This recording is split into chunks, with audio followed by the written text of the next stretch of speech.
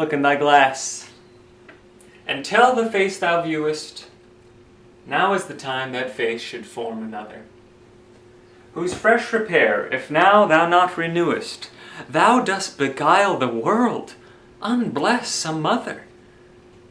For where is she so fair, whose uneared womb disdains the tillage of thy husbandry? Or who is he so fond will be the tomb of his self-love to stop posterity? Thou art thy mother's glass, and she in thee calls back the lovely April of her prime. So thou through windows of thine age shalt see, despite of wrinkles, this thy golden time. But if thou live remembered not to be, die single, and thine image dies with thee. Don't do it, babe. That's sonnet number 3.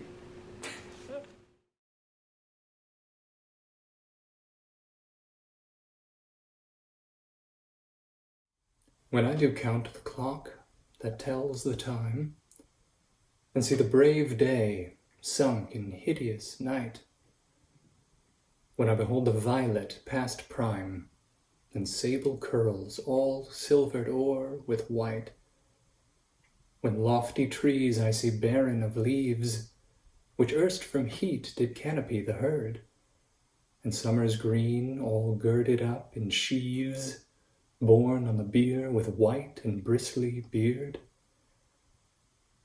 then of thy beauty do I question make, that thou among the wastes of time must go, since sweets and beauties do themselves forsake, and die as fast as they see others grow. And nothing 'gainst time's scythe can make defense, save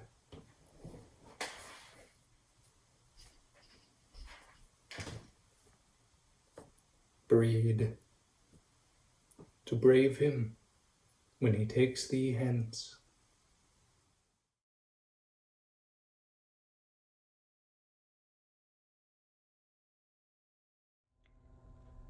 When I consider everything that grows holds in perfection but a little moment, that this huge stage presenteth not but shows whereon the stars in secret influence comment, when I perceive that men as plants increase, cheered and checked even by the selfsame sky, vaunt in their youthful sap, at height decrease, and wear their brave state out of memory, then the conceit of this inconstant stay sets you most rich in youth before my sight, where wasteful time debateth with decay, to change your day of youth to sullied night.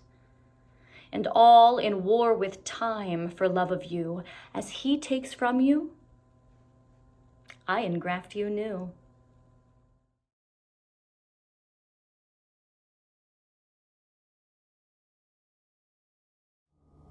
Who will believe my verse in time to come, if it were filled with your most high deserts? Though yet, heaven knows, it is but as a tomb which hides your life and shows not half your parts. If I could write the beauty of your eyes, and in fresh numbers number all your graces, the age to come would say, this poet lies. Such heavenly touches ne'er touched earthly faces.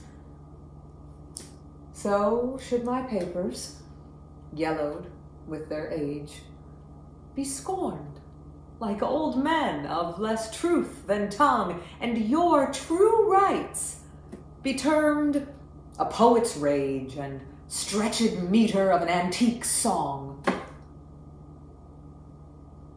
But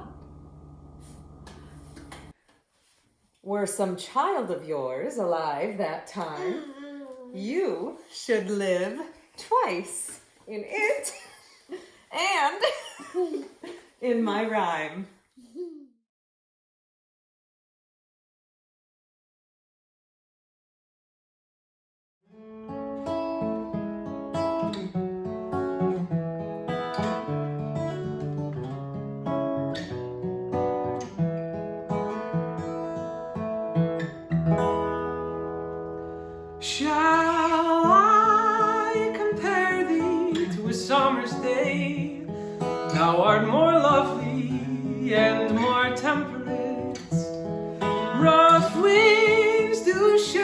darling buds of May, and summer's lease hath all too short a date.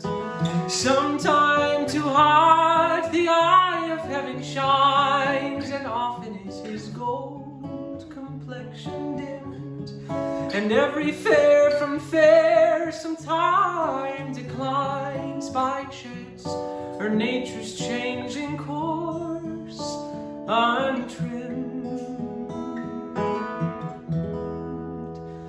But thy eternal summer shall not fade, nor lose possession of that fair thou owest, nor shall death brag thou wanderest in his shade, when in eternal lines to time thou growest. So long as men can breathe or eyes can see, so long lives this, and this gives life to thee.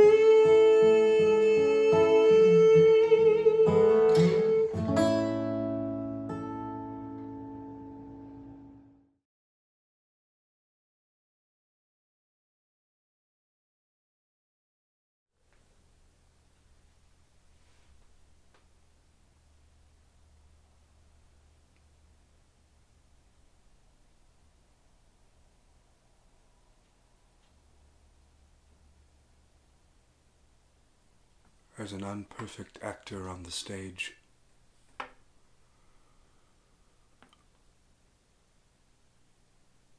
who with his fear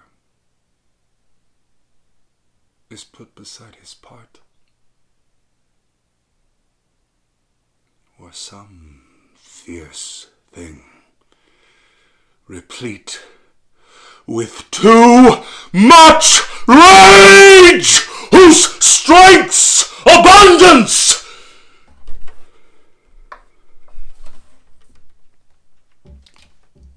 weakens his own heart.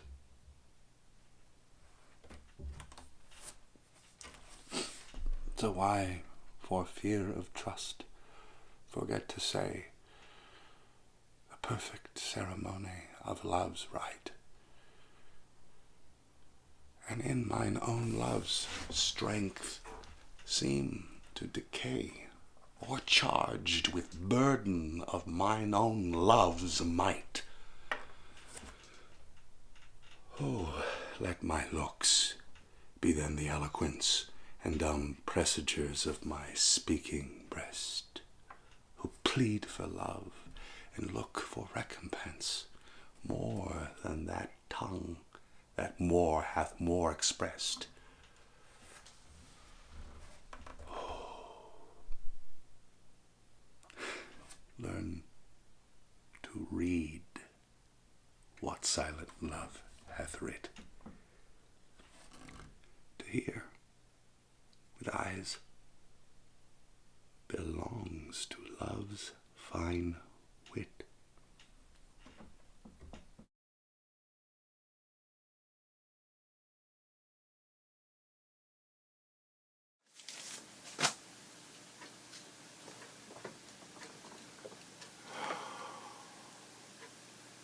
Weary with toil, I haste me to my bed. The dear repose for limbs with travel tired. But then begins a journey in my head to work my mind when body's works expired. For then my thoughts from far where I abide intend a zealous pilgrimage to thee, and keep my drooping eyelids open wide, looking on darkness which the blind do see. Save that my soul's imaginary sight presents thy shadow to my sightless view, which, like a jewel hung in ghastly night, makes black night beauteous, and her old face new.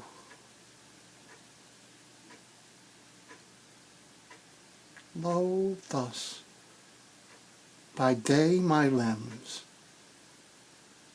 by night my mind, for thee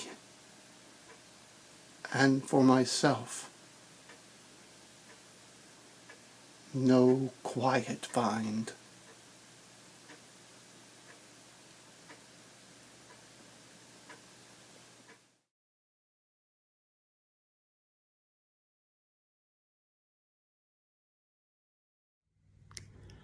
When in disgrace with fortune and men's eyes, I all alone beweep my outcast state, and trouble deaf heaven with my bootless cries, and look upon myself and curse my fate, wishing me like to one more rich in hope, featured like him with friends possessed, desiring this man's art and that man's scope, with what I most enjoy, contented least.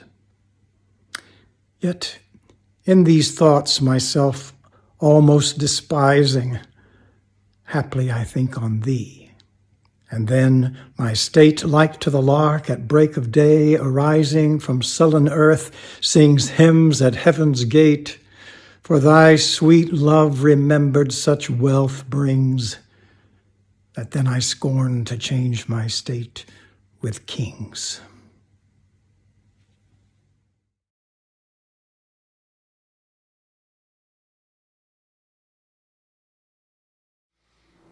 When to the sessions of sweet, silent thought I summon up remembrance of things past, I sigh the lack of many a thing I sought, and with old woes new wail my dear time's waste.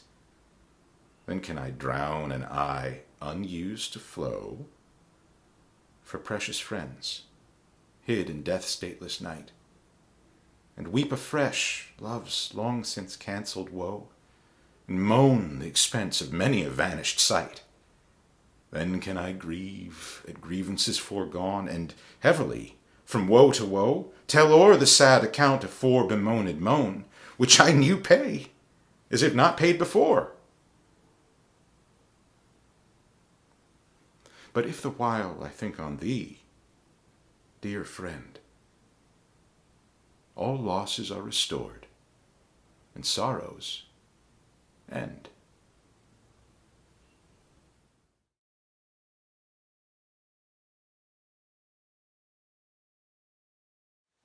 Being your slave, what should I do but tend upon the hours and times of your desire? I have no precious time at all to spend, nor services to do till you require. Nor dare I chide the world without end hour, whilst I, my sovereign, watch the clock for you.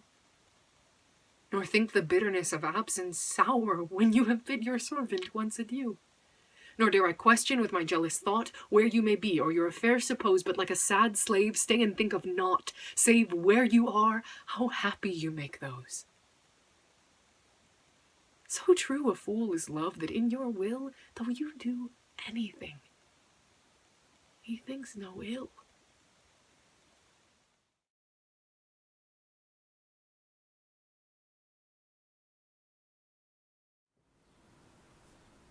Take all my loves, my love, yea, take them all. What hast thou then more than thou hadst before? No love, my love, that thou mayst true love call. All mine was thine before thou hadst this more. Then if for my love thou my love receiv'st, I cannot blame thee for my love thou used. But yet be blamed if thou this self deceiv'st by wilful taste of what thyself refused. I do forgive thy robbery, gentle thief, although thou steal thee all my poverty.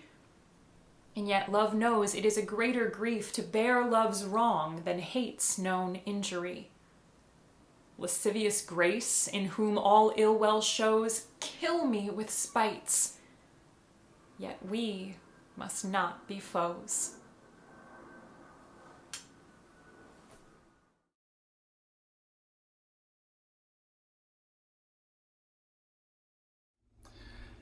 That thou hast her, it is not all my grief, and yet it may be said I loved her dearly.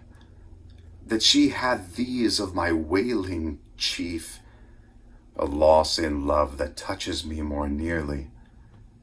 Loving offenders, thus I will excuse ye. Thou dost love her because thou know'st I love her, and for my sake even so doth she abuse me, suffering my friend for my sake to approve her. If I lose thee, my loss is my love's gain. And losing her, my friend hath found that loss. Both find each other, and I lose both twain. And both for my sake lay on me this cross. But here's the joy. My friend and I are one. Sweet flattery. Then she loves but me alone. Stay safe.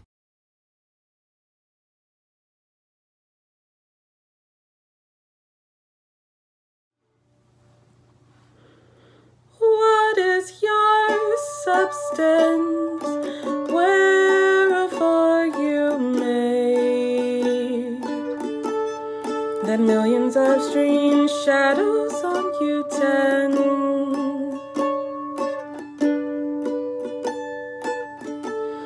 Since everyone hath everyone one shade in you, but one can every shadow lend.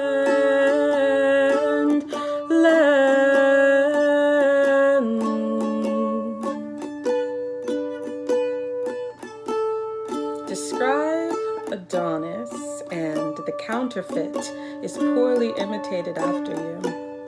On Helen's cheek all art of beauty set, and you in Grecian tires are painted new. Speak of the spring and foison of the year, the one doth shadow of your beauty show, the other as your bounty doth appear, and you in every blessed shape we know. In all external grace you have some part, but you like none, none you, for constant heart.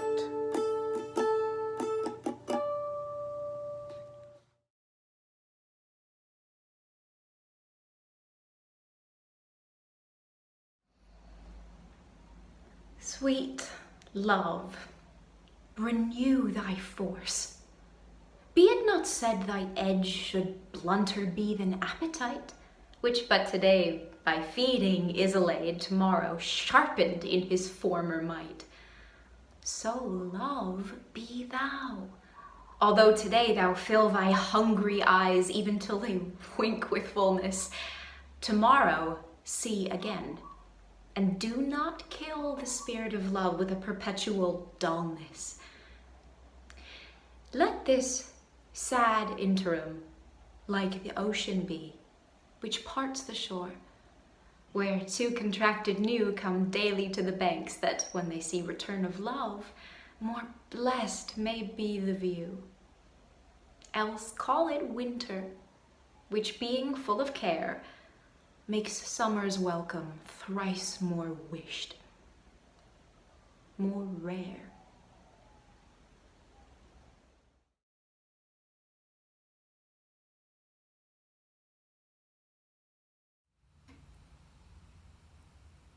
Why didst thou promise such a beauteous day, and make me travel forth without my cloak, and let base clouds o'ertake me on my way, hiding thy bravery in their rotten smoke? 'Tis not enough that through the clouds thou break to dry the rain on my storm-beaten face. No man well of such salve can speak that heals the wound and cures not the disgrace. Nor can thy shame give physic to my grief. Though thou repent, yet I have still the loss. The offender's sorrow gives but weak relief to him that bears the strong offence's cross. But those tears are pearl which thy love sheds, and they are rich and ransom all ill deed.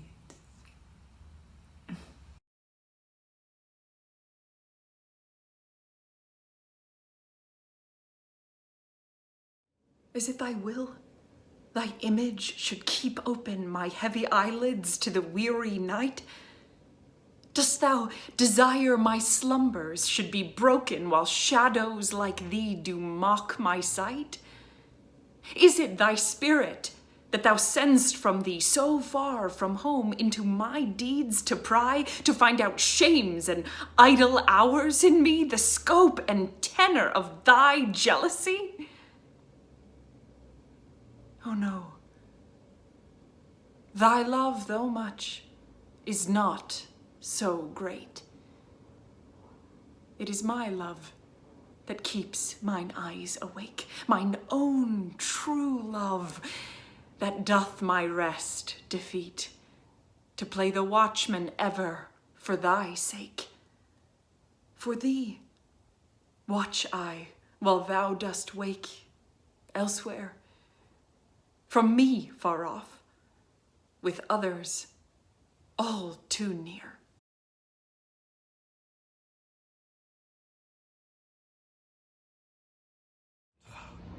Wherefore with infection should he live, and with his presence grace and piety, that sin by him advantage should achieve, and lace itself with his society? Why should false painting imitate his cheek, and steal dead seeing of his living hue?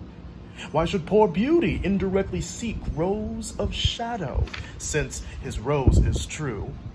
Why should he live, now nature bankrupt is, beggared of blood to blush through lively veins? For she hath no exchequer now but his, and, proud of many, lives upon his gains. Him she stores to show what wealth she had in days long since, before these last so bad.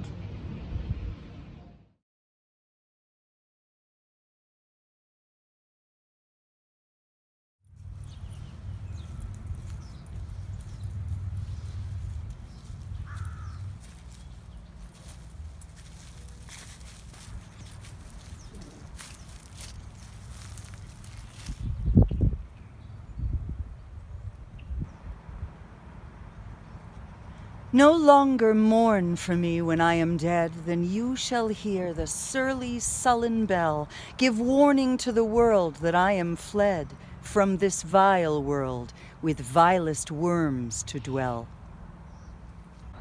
Nay, if you read this line, remember not the hand that writ it, for I love you so that I in your sweet thought should be forgot, if thinking on me then should make you woe. Oh, if I say you look upon this verse, when I perhaps compounded am with clay, do not so much as my poor name rehearse, but let your love even with my life decay. Lest the wise world should look into your moan and mock you with me after I am gone.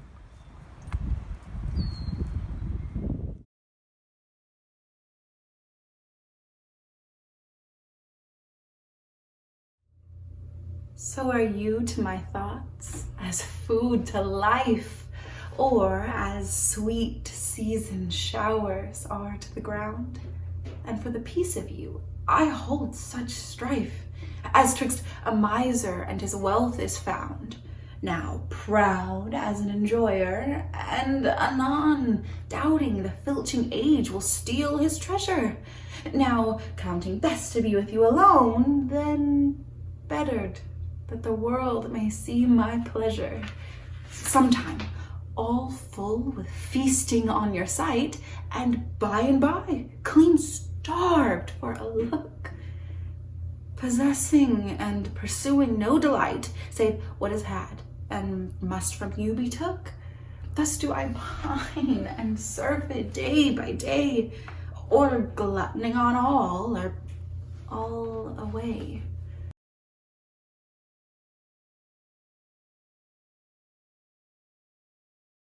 Why is my verse so barren of new pride, so far from variation or quick change? Why with the time do I not glance aside to new-found methods and to compounds strange? Why write I still all one ever the same, and keep invention in a noted weed, that every word doth almost tell my name, showing their birth and where they did proceed?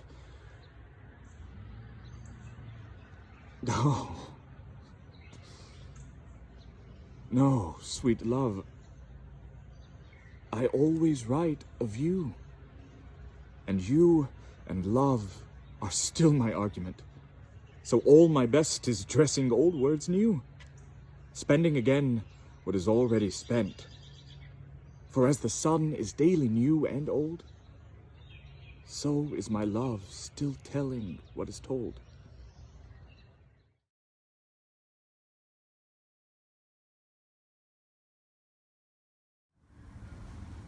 Farewell. Thou art too dear for my possessing, and like enough thou knowest thy estimate. The charter of thy worth gives thee releasing, my bonds and thee are all determinate.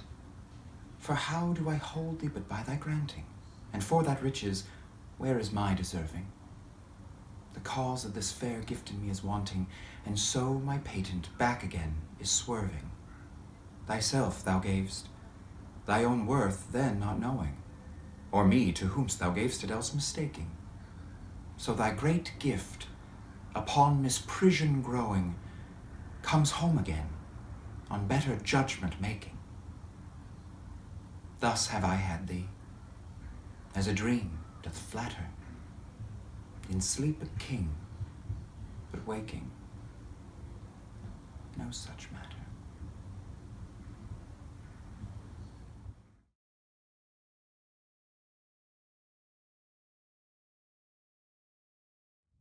Then hate me when thou wilt, if ever now. Now, while the world is bent my deeds to cross, join with the spite of fortune, make me bow, and do not drop in for an after loss. Ah, do not, when my heart hath scaped this sorrow, come in the rearward of a conquered woe. Give not a windy night a rainy morrow, to linger out a purposed overthrow. If thou wilt leave me, do not leave me last, when other petty griefs have done their spite, but in the onset come, so I shall taste, at first, the very worst of fortune's might. And other strains of woe, which now seem woe, compared with loss of thee, will not seem so.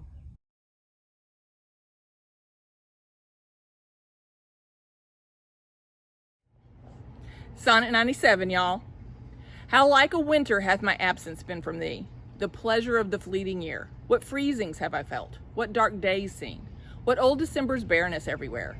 And yet this time removed was summer's time, the teeming autumn big with rich increase, bearing the wanton burthen of the prime, like widowed wombs after their lord's decrease. Yet this abundant issue seemed to me but hope of orphans and unfathered fruit. For summer and his pleasures wait on thee, and thou away, the very birds are mute. Or if they sing, 'tis with so dull a cheer that leaves look pale, dreading the winter's near.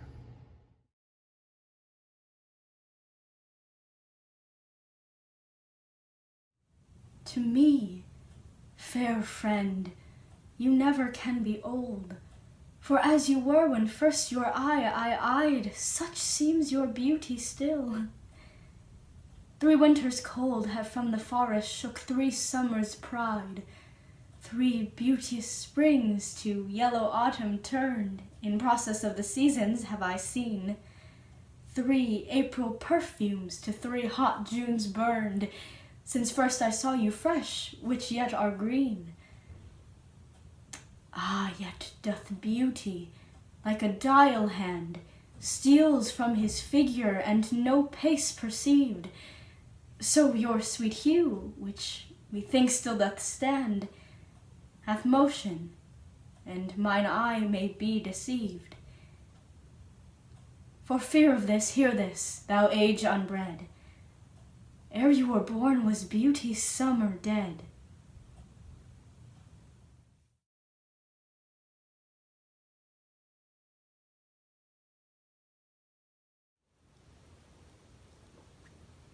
Since I left you, mine eye is in my mind, and that which governs me to go about doth part his function, and is partly blind, seems seeing, but effectually is out. For it no form delivers to the heart of bird, of flower, or shape which it doth latch. Of his quick objects hath the mind no part, nor his own vision holds what it doth catch. For if it see the root'st or gentlest sight, the most sweet favour or deformedst creature, the mountain or the sea, the day or night, the crow or dove, it shapes them to your feature, incapable of more, replete with you. My most true mind thus maketh mine untrue.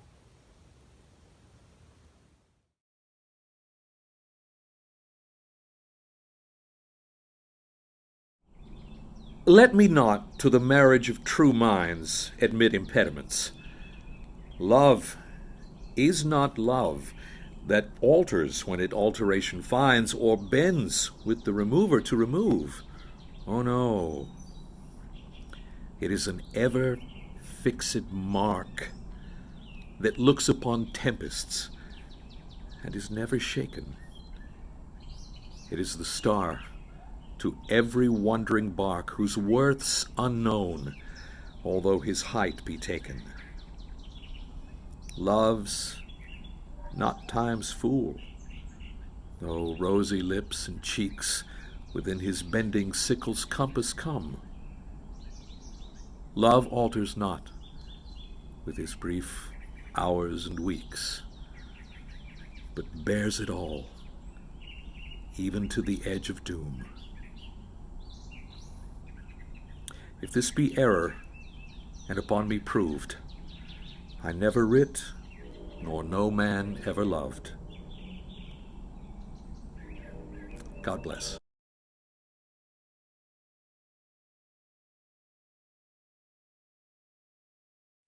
That you were once unkind befriends me now. And for that sorrow which I then did feel, needs must I under my transgression bow, unless my nerves were brass or hammered steel. For if you were by my unkindness shaken as I by yours, you passed a hell of time. And I, a tyrant, have no leisure taken to weigh how once I suffered in your crime. That our night of woe might have remembered my deepest sense. How hard true sorrow hits.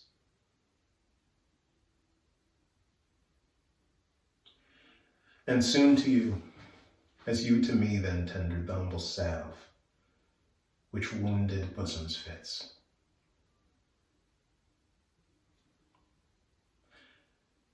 But that your trespass now becomes a fee.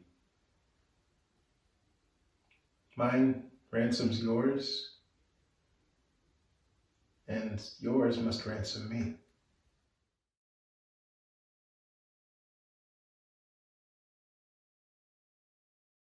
My mistress' eyes are nothing like the sun. Coral is far more red than her lips red. If snow be white, why then her breasts are dun. If hairs be wires, black wires grow on her head. I have seen roses damasked red and white, yet no such roses see I in her cheeks. And in some perfumes is there more delight than in the breath that from my mistress reeks. I love to hear her speak, yet well I know that music hath a far more pleasing sound. I grant I never saw a goddess go. My mistress, when she walks, treads on the ground. And yet, by heaven, I think my love as rare as any she belied with faults compare.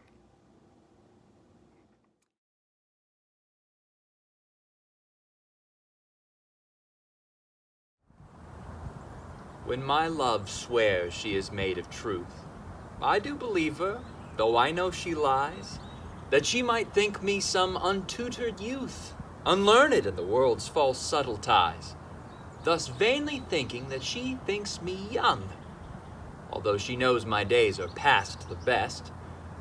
Simply I credit her false-speaking tongue.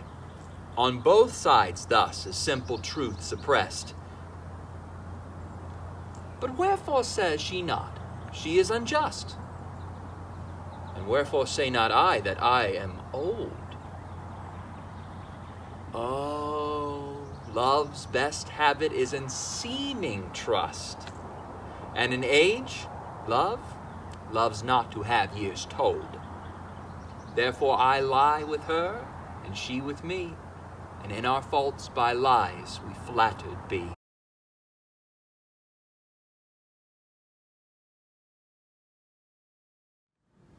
Oh, call me not to justify the wrong that thy unkindness lays upon my heart. Wound me not with thine eyes, but with thy tongue. Use power with power, and slay me not by art. Tell me thou lovest elsewhere, but in my sight, dear heart.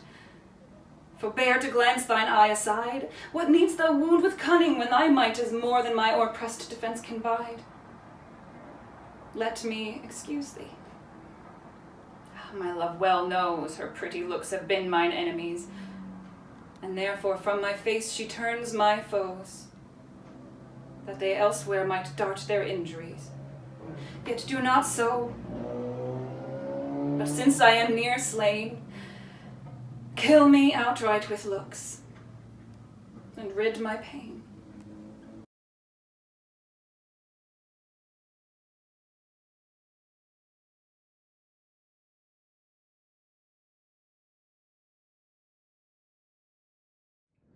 Be wise as thou art cruel.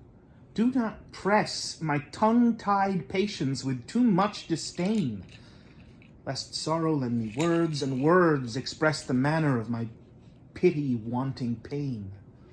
If I might teach thee wit, better it were, though not to love, yet love, to tell me so, as testy sick men, when their deaths be near, no news but health from their physicians know. For if I should despair, I should grow mad, and in my madness might speak ill of thee.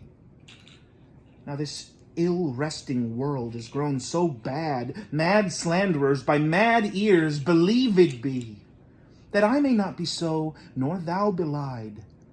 Bear thine eyes straight, though thy proud heart go wide.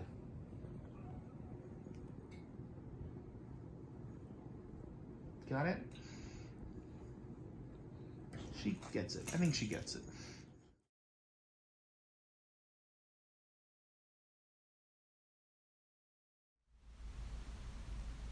In faith, I do not love thee with mine eyes, for they in thee 1,000 errors note. But 'tis my heart that loves what they despise, who in despite of you is pleased to dote. Nor mine ears with thy tongue's tune delighted, nor tender feeling to base touches prone, nor taste, nor smell, desire to be invited to any sensual feast with thee alone.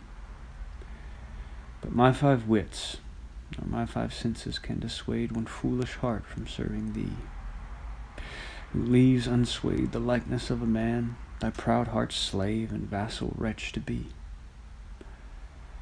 Only my plague thus far I count my gain, that she that makes me sin awards me pain.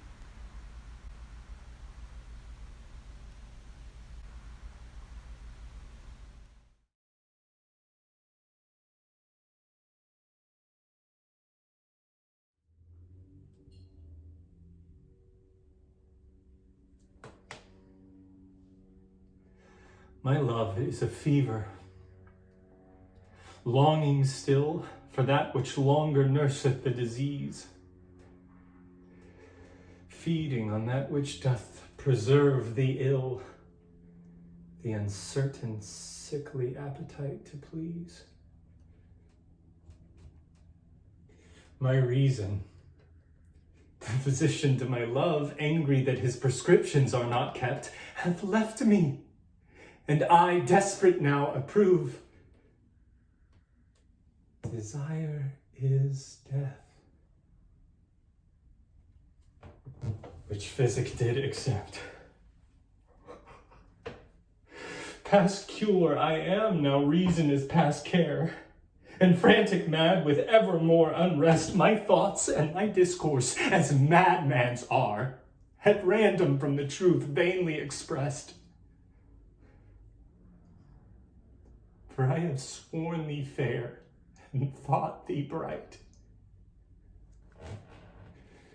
Thou art as black as hell, as dark as night.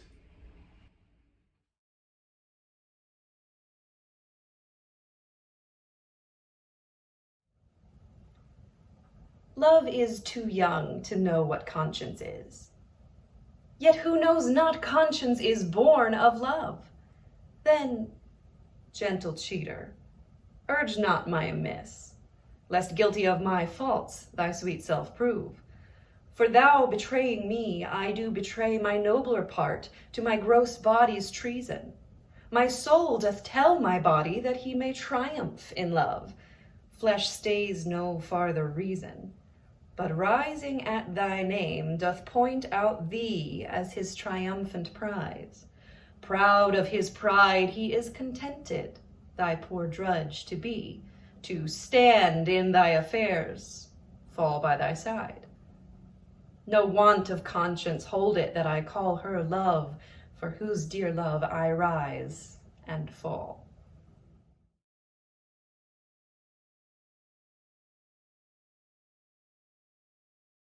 The little love god, lying once asleep, laid by his side his heart-inflaming brand, whilst many nymphs that vowed chaste life to keep came tripping by. But in her maiden hand the fairest votary took up that fire which many legions of true hearts had warmed. And so the general of hot desire was sleeping by a virgin hand disarmed. This brand she quenched in a cool well by, which from love's fire took heat perpetual, growing a bath and healthful remedy for men diseased. But I, my mistress thrall, came there for cure, and this by that I prove. Love's fire heats water, water cools not love. But thy eternal summer shall not fade, nor lose possession of that fair thou owest, nor shall death brag thou wanderest in his shade, when in eternal lines to time thou growest. So long as men can breathe or eyes can see, so long lives